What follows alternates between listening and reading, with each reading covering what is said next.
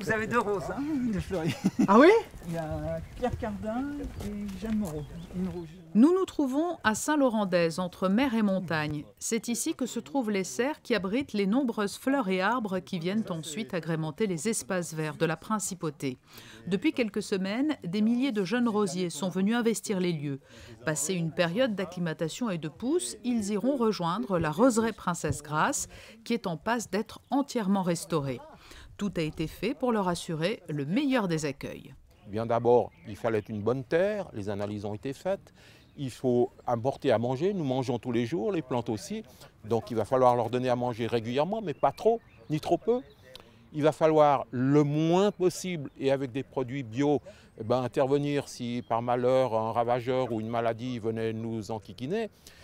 Et tout ça, encore une fois, c'est un conseil jour par jour. Les jardiniers doivent venir tout le temps. Semaine, dimanche, là, il n'y a pas de jour de congé, hein.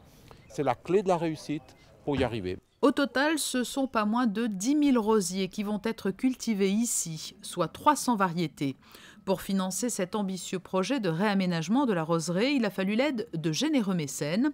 Le joaillier Yves Piaget s'est spontanément associé à l'opération, lui dont une rose porte le nom, et lui qui a pendant de nombreuses années présidé le concours international de roses de Genève. Monaco, c'est ma ville, c'est mon pays.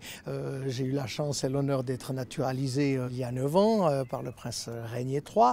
Et par conséquent, je lui dois beaucoup. Et je pense qu'en apportant de temps à autre une petite pierre à l'édifice, eh bien, c'est une manière pour moi d'exprimer ma reconnaissance et de contribuer encore une fois au rayonnement de Monaco. Alors, la botanique, eh bien voilà, la folie des roses. Depuis tout petit, depuis très jeune, j'ai toujours été fasciné par la rose.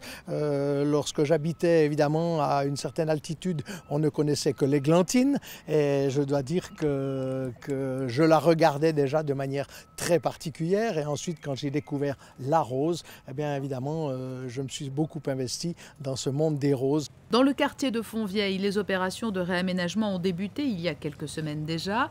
D'immenses arbres ont été déracinés et les pelleteuses sont toujours en action pour creuser de nouveaux espaces.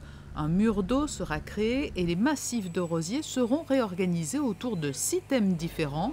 De nouvelles entrées seront également créées. En étant sur place, on s'est aperçu que la roseraie était utilisée à différentes tranches de notre vie. Donc je prends souvent l'exemple en premier pour les photos de mariage, pour les photos de baptême. On se transporte d'un endroit à un autre pour aller utiliser donc les jeux d'enfants qui se situent en dessous. Et puis il faut garder cette spécificité qui est vraiment un écrin de verdure dans Fontvieille. Et les gens ont besoin de retrouver un espace de calme pour prendre son temps, pour lire. Donc voilà un petit peu toutes les thématiques qu'on va aborder. Et pour cela, donc, on va essayer d'amener le visiteur dans des thèmes avec des différents rosiers. Les roses de la famille princière, les rosiers des familles princières d'Europe, des rosiers odorants, une multitude de thèmes qu'on développera au fur et à mesure de l'évolution du projet. Après un peu plus d'un an de fermeture, c'est en juin 2014 que le public pourra découvrir le nouveau visage de la roseraie Princesse Grace, dont la superficie sera agrandie d'environ 1500 mètres carrés.